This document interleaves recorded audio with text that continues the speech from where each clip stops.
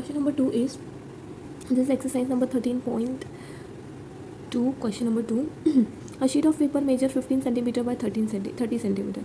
एक आपके पास paper sheet है, ठीक है, जिसका मेजरमेंट आपको बताया गया है कि जिसकी लेंथ है 50 सेंटीमीटर, ठीक है, और ब्रेथ है, और उसका ब्रेथ है 30 सेंटीमीटर, ठीक है. हम उसको एज्यूम कर लेते हैं कि वो जो शीट ऑफ पेपर है वो है ABCD, ठीक है. So you have to write here let ABCD be the sheet of paper, ठीक है.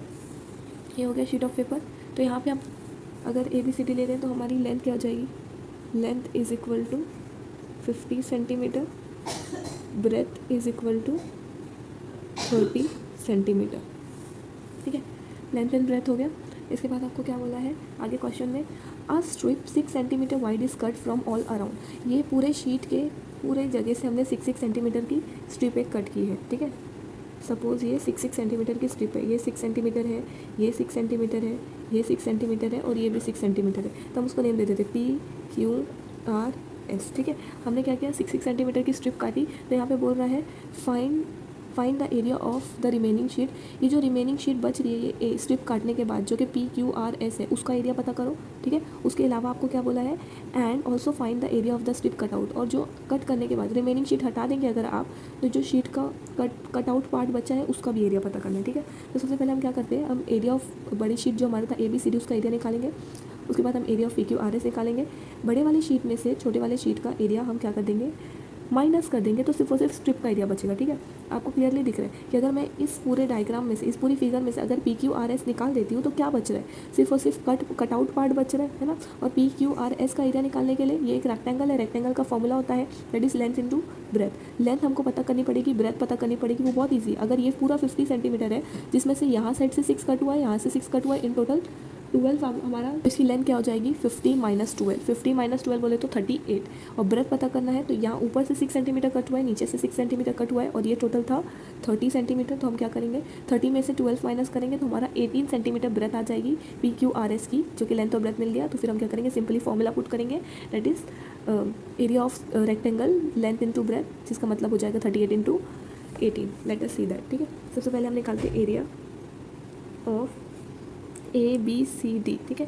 ABCD में लेंथ इंटू ब्रेथ क्या हो जाएगा, length into breath 50 multiply by 30, ठीक है.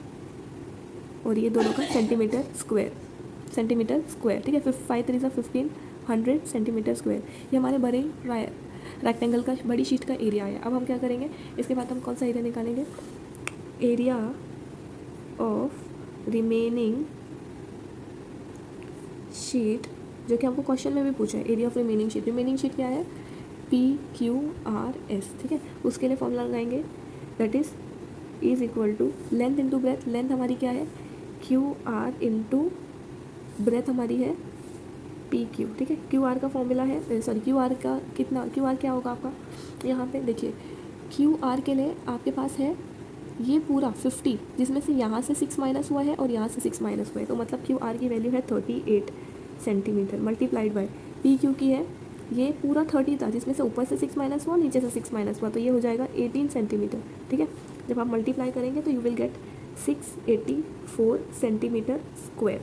ये आपके रिमेनिंग शीट, जो कि पहला आपको क्वेश्चन पूछा था, the area of the remaining sheet, वो हमको यहाँ पे मिल गया, ठीक है. अब हमको पता करना है the area of the sheet, अब आपको पता करना है the area of the strip cutout. मतलब ABCD में से अगर आप PQRS माइनस कर देते हो तो एरिया ऑफ स्ट्रिप कटआउट जो है वो आपको मिल जाता है. तो आप यहाँ पे लिखेंगे area of strip cut out is equal to area of ABCD, बड़े वाले शीट का area, minus area of PQRS, ठीक है. बड़े वाले स्ट्रिप का एरिया था 1500 centimeter square, minus remaining sheet का एरिया है 684 सेंटीमीटर स्क्वायर, ठीक है. When you will subtract it will be equal to 816 centimeter square. Lastly आपको क्या करना है, आपका आंसर स्टेट करना है that hence the area of strip cut out is 816 centimeter square. एक बार समझी ले लेते हैं. आपको क्वेश्चन में पूछा था कि एक शीट ऑफ पेपर है जिसका मेजरमेंट दिया हुआ था 50/30, ठीक है। उसका हमने क्या किया, पहले तो आपको 2 क्वेश्चन पूछा गया है। आपको पहले बोला गया है कि आपने क्या किया, उस शीट को from everywhere you have cut it by 6 centimetre, सब जगह से 6 सेंटीमीटर आपने कट कर दिया स्ट्रिप। तो जो बच रहा है पेपर, अब उसका एरिया पता करो, दूसरा जो स्ट्रिप आपने कट करके निकाला है उसका एरिया पता करो। तो हमने क्या किया, सबसे पहले तो एरिया हमने बड़े वाली स्ट्रिप का निकाला, ठीक है। आपको क्वेश्चन में पूछा है कि आप जो रिमेनिंग पार्ट है उसका एरिया निकालिए, तो उसके लिए हमको क्या करना पड़ेगा, इसका लेंथ और ब्रेथ पता करना पड़ेगा। जब हमारे पास बड़े वाले शीट का लेंथ है दैट इज़ 50 एंड ब्रेथ है 30, तो हम क्या करेंगे, हमने कट कितना किया, हमने ऊपर से 6 नीचे से 6 कट किया, इसके बाद हमने इन टोटल 12 कट किया हुआ है। तो हम 30 में से 12 माइनस कर देंगे, हमारे को 18 मिल जाएगा ब्रेथ, और हम 50 में से भी 12 माइनस कर देंगे क्योंकि यहाँ से भी 6 यहाँ से भी 6 कट हुआ है, तो हमको 38 मिल जाएगा। अब एरिया ऑफ PQRS निकालना है, तो हम क्या करेंगे, length into breath that is 18 into 38, ठीक है, जिसमें हमको मिल गया 684। इसके बाद आपको लास्ट में क्या करना है, एरिया ऑफ स्ट्रिप निकालना है। तो आप इधर देख लीजिए क्लियरली, अगर मैं ये पूरा पार्ट ही निकाल दूँ तो फिर आपको पता है कि क्या बच रहा है, सिर्फ और सिर्फ स्ट्रिप का एरिया बच रहा है। तो आपको बस वही करना है, एरिया ऑफ ABCD में से एरिया ऑफ PQRS माइनस करना है, तो you will get an answer 816 centimeter square. That's it, here your this answer completed.